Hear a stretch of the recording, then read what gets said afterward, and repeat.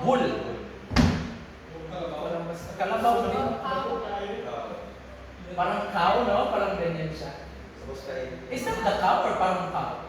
Iba siya, di ba? Ang bull na. Iba siya. Basta malaki. Basta ang hirap naman. So, pag Israelite ka pala, dapat marunong kang magkatay ng mga malalaking ano. Ay, ko na nasa, Ha? burnt offering. Icham. Ego siya because how many cubits was that? Tapos ancient pa talaga. Oo. It's a hollow box with it. But kung gamay siya, no problem naman siya magpag-chop. Anyway, galing niyo naman. Grabe talaga yung mga minds, I so like that. Hindi ko na inisip yan. Minsan ako nagsasabi ako, isipin ko ano mga questions nila. Sige, chop daw. Sige, isipin ko na yan in advance. But anyway, sige na. That's so immaterial. By the way, but that was a good question. Okay. The chief service of the day was the offering of the goats. How many goats? 2 goats. Okay. So pagpasok ng high priest sa sanctuary, he will have to bring 2 goats. And then, pagdating dun sa door, before he enters in the holy place, of course, dapat natapos na siya naghugas, and he has offered a sacrifice for himself and for his family. So sure na siya na worthy siya na pumasok doon. Then, he would have to cast lots with his 2 goats. The 1 goat should be for the Lord's goat, and the other one is for the scapegoat or the Azazel goat. Okay. So, ano mangyayari dyan sa dalawa? The Lord's goat will have to be slain because that is the sacrifice for the children of Israel. This is a symbol of the sacrifice for the entire collective na sacrifice for the children of Israel. So the Lord's goat will go through the same process ng sin offering. Parang gano'n. And so the blood will be carried by the high priest inside the tabernacle proper. Okay, ikwento ko na lang ha. Pwede nyo namang basahin. But of course, during this day, the high priest will have to wear a very special garment. The high priest na garment just for the Day of Atonement. Okay? And he will have to wear yung mga 12 tribes of Israel. Because, ano ba mangyayari? Ano mangyayari ba? Ano ba next mangyayari? Kalimutan ko tuloy. Pagpasok niya, he will have to go to the most holy place. Right? But before he goes into the holy place, together with the blood that he is carrying, together with the coals of fire from the altar of incense, he has to have in his hand the incense. So that pagpasok niya, it will be his covering from the presence of the Lord. Okay? Nakalagay ba dyan? Okay. Yeah. Yeah. What else? And then, with his fingers, this is just, diretso na to parang, with his fingers, he sprinkled the blood upon the mercy seat. Now he is in the most holy place. Mercy seat above the broken law of God. Then, after that, actually, hindi naman siya ganun kabilis talaga. It will be a certain time talaga that he will stay inside the most holy place. By the way, may bells ang kanyang may bells. We will have it sa antitypical interpretations later on. Bells so that the children of Israel will hear kung saan na ang high priest. Okay? These are actually signals for the children of Israel. Yung may tali din yung sir? Yeah, that's why I've read pero wala akong that's what I know pero wala pa akong reference ngayon. Then, after the ministry in the most holy place, he goes out into the holy place again and then touch the horns of the golden altar with the blood.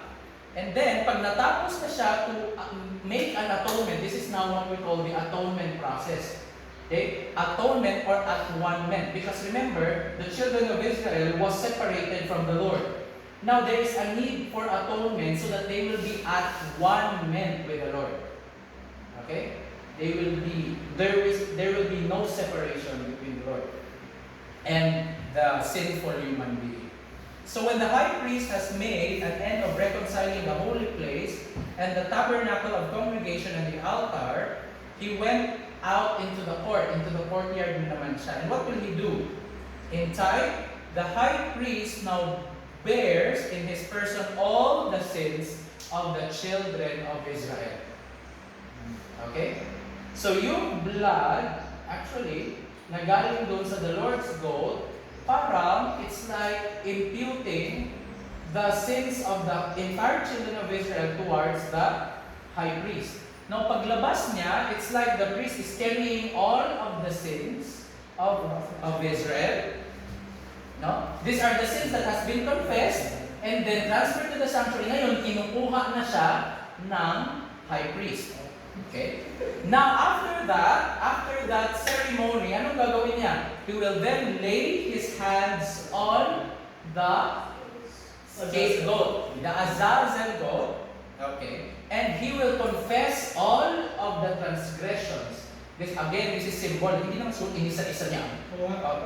Huwag naman ganon. But collectively, he now represents, or he's now carrying the sins of the entire Israel. He confessed it to the scapegoat. And all, putting them on the head of the scapegoat. And then, after that, anong nangyayari? A fit man would have to bring the scapegoat to a land of separation or to the wilderness wherein hindi na makakabalik yung goat na yan outside. It should be outside, far, far away outside the camp of Israel. And then, after that, anong gagawin ng priest? Babalik na naman siya sa loob ng holy place so that he can change from the priestly garment into other garments na. And then he will go out to the court again. What will he do? Actually, natakal na natin. Paglabas niya, what will he do? He will have to, yes, yung ashes na naiwan, they will have to, the high priest will have to bring it outside of the sanctuary. Yes. Kung may wheelbarrow pa sila, noong tayo ngayon. I don't know really. Kasi madami lang eh. But I'm sure there are other priests that are ministering during this time also. But the other priests actually cannot enter the tabernacle proper. During the Day of Atonement, when the high priest is in the most holy place, no one else can enter in the holy place. Okay. Pero may mga priests that are ministering in the courtyard also. Kasi we will read later that may mga naka-remember ng sins nila during the Day of Atonement. They will still have to bring their sin offering during that day. Okay. So, yun na. Ayun, that is the Day of Atonement na kagad. And after that, when the sun sets during the Day of Atonement, all that they will see are the ashes outside of the sanctuary, outside into a clean place, at pinaka-apak-apakan nila yun as a memorial that sin in the new earth will be trodden under our feet, by the feet of those who are redeemed. Okay. So yun po ang typical service sa Day of Atonement. So this only happens once a year. Okay? So let us read this here. Yeah, it could not be possible. Can somebody read that? Si Virgilio. It could not be possible that the books of heaven will always hold the records of sin, or that Christ will always bear the sins of the world. Mm-hmm. So, the cleansing of the heavenly sanctuary. The cleansing of the heavenly sanctuary necessitates an examination of the records and investigative judgment. Okay. So, thank you. So, now that we see sa typical na service, ang purpose ng Day of Atonement is to remove all of the sins from the sanctuary. Right? Because it can never be there forever.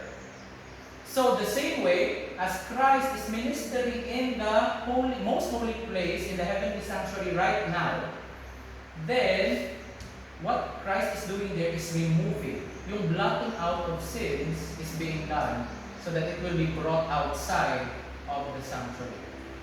So the sins that we have right now will be erased. Hindi siya covered lang, stay lang siya inside the sanctuary, but it will be removed. And that happened according to the prophecy in Daniel. Kailan ba pumasok si Jesus Christ in the most holy place? It's what year? 1844. Yes, 1844. So he started his ministry there. But Daniel actually had a vision, had in his vision of this prophecy. Let us read this. Yung I beheld. That's what we read in Daniel 7. Can somebody read that? Yes. I beheld till the thrones were cast down, and the ancient of days did sit, whose garments was white as snow, and the hair of his head like the pure wool. His throne was like fire flame, and his wheels as burning fire. Okay, so we see that the throne of God is actually, may wheels siya. Pag may anong purpose ng wheels, by the way, naman art lang ng Panginoon yun doon, there must be a purpose. Diba? Pwede ka makasakay. Because it is a movable structure. We see from this vision that the throne of God pala is a movable structure. That's why, if we remember sa typical, sometimes the high priest cannot go into the holy place because when the cloud is there, the presence of God is there. It means that his throne is there in the holy place. Now, on 1844, the throne of God has been transferred now to the most holy place of the heavenly sanctuary. Let us see the revised version of the Bible here now. Dito sa next paragraph, I beheld, itong revised version. Sabi dito, I beheld till the thrones were placed. It's not, ang casting down sa ancient times is casting down pag may ng throne, pag may guests sila. So I beheld till the thrones were placed. The position of the Father's throne was changed. Daniel beheld the thrones cast down or placed, their position being changed. Then the Ancient of Days, the Father, took his seat upon the throne. In other words, Daniel beheld the Father's throne changed from the first apartment of the heavenly sanctuary to the second. His attention was attracted by the great wheels, which looked like burning fire as they moved beneath the glorious throne of the infinite God. And myriads of heavenly hosts were gathered now to witness. What is this? This is now the investigative judgment wherein the books are opened before the angels to see judgment. Now, this is judgment. Okay? So every time may mag-confess ng kanilang kasalanan, the angels will see, in-erase ng Panginoon, binlock out ang kasalanan ni Ian. So it is actually a testimony of the judgment of God. No? So there are angels who are watching. Okay. Ito, let's just read this. God's throne, see Joy. God's throne is a movable structure. God's throne is a movable structure.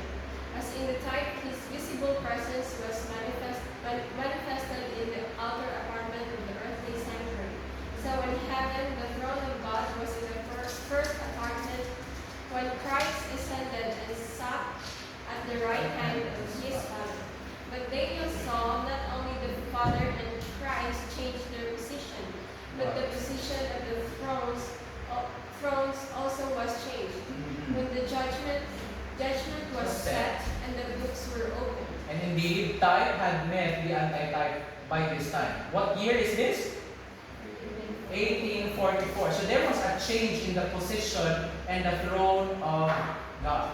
That's why we see the Father's throne right now is in the holy place. Jesus Christ is in the holy place, interceding for us before the Father. Okay. Now, let us read yung last paragraph dito na naka-yellow. In the earthly, sino ba ang gusto mong masabi? In the earthly sanctuary, the high priest was in the first apartment to touch the horns of the golden altar and cleanse it from all things that had been transferred to it. For a while, the services of the Day of Atonement were going forward. If one remembered he could still bring sin offering and be forgiven. Okay, so he will have that. Kaya babalik siya, di ba, after the most holy place, magtatambay siya for a while in the, saan? Holy place. In the holy place, so that he can bring outside the confessed sins of the children of Israel while he is still in the most holy place. So possible yun. Basta pag nasa loob pa siya, there is still confession of sins. Pwede pa.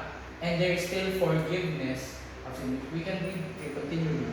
So, while our high priest officiates before the Father in the investigative judgment, anyone who realizes he is a sinner can come confessing his sins and be forgiven through the merits of Christ, the great sin bearer. So now, we are actually in the antitypical day of atonement where Christ is still in the most holy place. Is forgiveness available? Can we still confess our sins? So that's what happened in the time.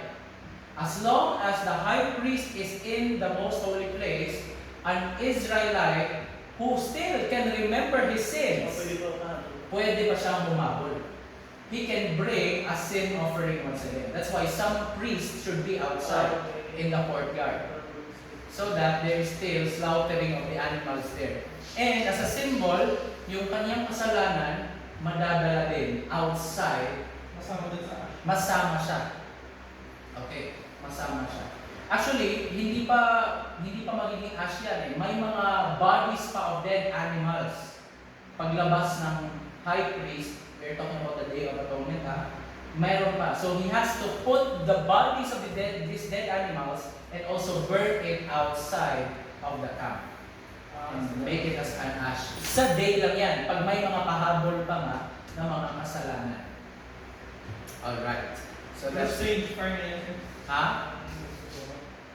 Strange fire, I don't know, but they still have to burn it. Kasi it should be outside na. Because it is the finishing of the Day of Atonement. There will be no more sacrifice. So back to zero sila after the Day of Atonement. They could sin once again. Parang ganyan.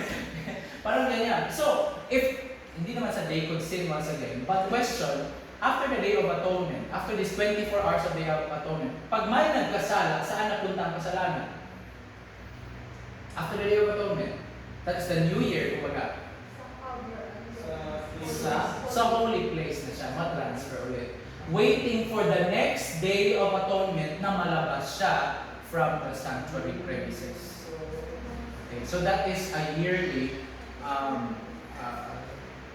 ceremony for them.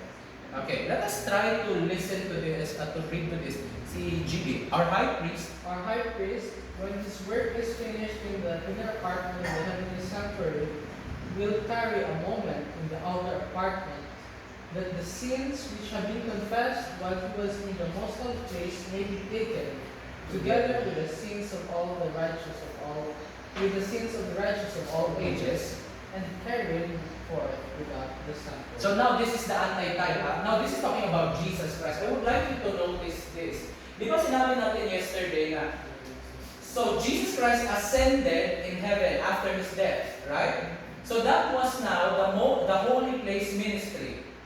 Okay? So lahat ng mga nagkakasala from anong year kaya yan siya na?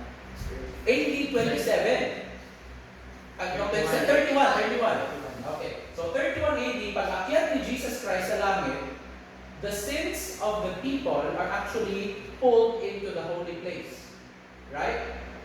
Now, 1844, kasala na tayo. 1844 until 2020, ang mga kasalanan natin is now being blotted out. But when Christ comes outside, so now Christ is carrying even the sins of those who are dead already. Right? Before the 1844. Yes.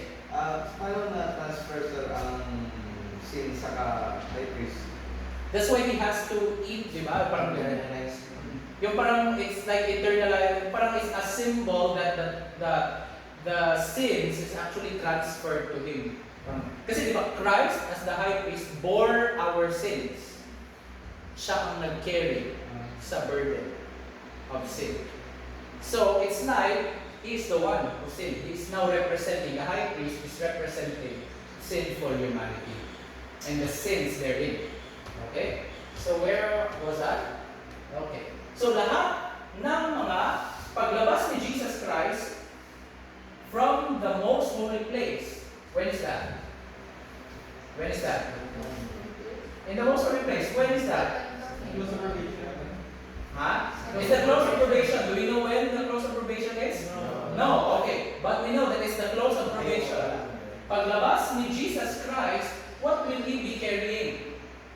Sin. It's the sins from 1844 and beyond, and the sins of humanity, okay, of the righteous of all ages. Okay, dala-dala niya yun.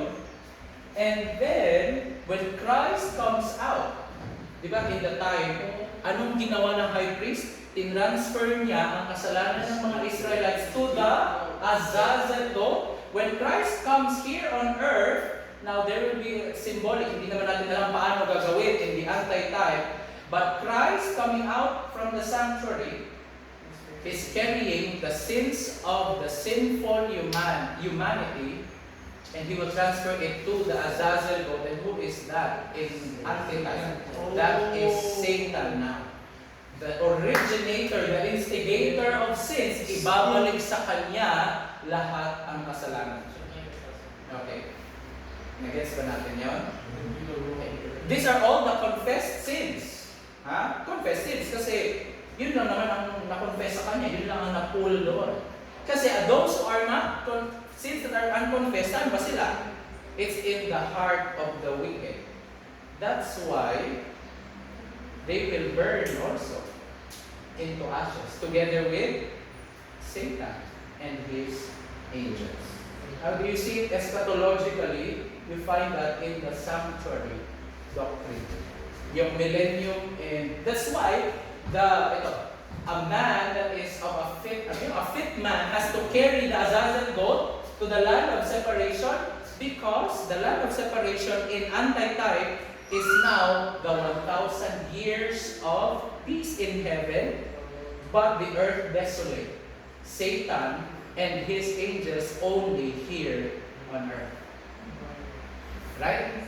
Okay. So yun yung Azazel goat in type na nandun siya sa land of separation, and he cannot go back anymore until he dies there in the bottomless, in Revelation, the bottomless pit. Okay? Yung 1,000 years ago, hindi na yung perfect years, no? No. Hindi ko din alam. With the sins. Kasi sabi ko, di ba, we're talking about, di ba, our time here is measured by our numbers here. But when we go to heaven, yung time ba will still be the same. Yun kasi it will be another dimension. Kung sabi ng iba, sir, yung Right? 1,000 years in heaven. So it could be because Paul, or was that Peter or Paul who wrote that 1,000 years for a day also. Right? So it could just be a day. Yung sabi ng iba, sir, Yes. yung 1,000 years lang yung parang 7 days. Yeah, kasi Parang 6,000 years on earth. And so, 1,000 days in sana. yes, and the 7th day is actually a day of rest. Kaya magre-rest talaga ang righteous in heaven. Yung after na pabalik. And Satan will also have to rest so that he could ponder what he had been doing for the past 6,000 years here on earth. Diba? Ganun. Magpapandar na siya, tapos pagbalik ng Panginoon, But- third coming is magkaroon pa siya. Oo, ganun yun siya. Salamat pa. Hingabot pa na siya yan. He has to, I think he has to think of what he's doing. Ngayon kasi busy-busyhan niya siya, hindi na siya makaka-devotional. Diba? Busy siya eh. Paano ba yan?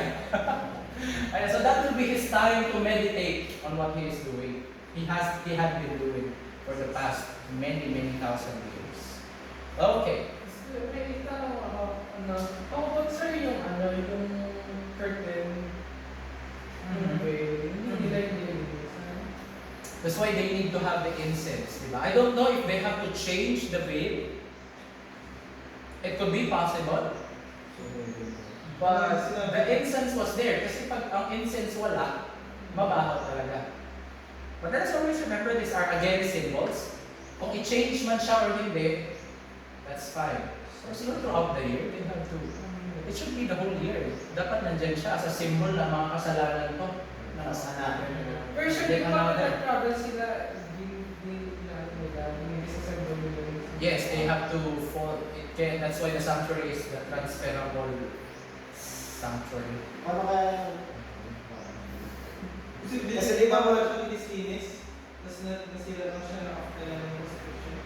Kapag magta-travel sila, mauulit yung daily service. Ano daw? Yung pag nag-travel sila, wala silang... Daily service. Di ba may daily service? Okay. Could be. But they have to rest. But they have to rest. Kapag ano siguro gagawin mo na nila tapos assemble. I don't know if that's what happens.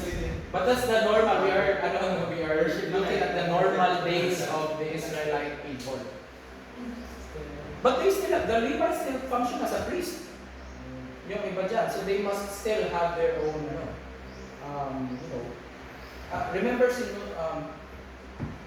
when they travel, but they always have to, yung parang kung saan sila nagsistay, they have to make a burnt offering. Di ba? Kumarapin niya. An altar of burnt offering. Pero individual yung iba, yung kay Abraham.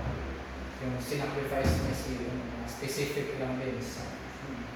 So, So, yeah. sir, so that means if may mga faithful na hindi part ng Israelite family, still not prepared. Sarili na altar. Wala sila yung ceremony. Not what do you mean? Yung mga non-Israelites? Isip ko siguro si Abraham. Kasi Abraham doon sa nag-travel. Ha? Kayo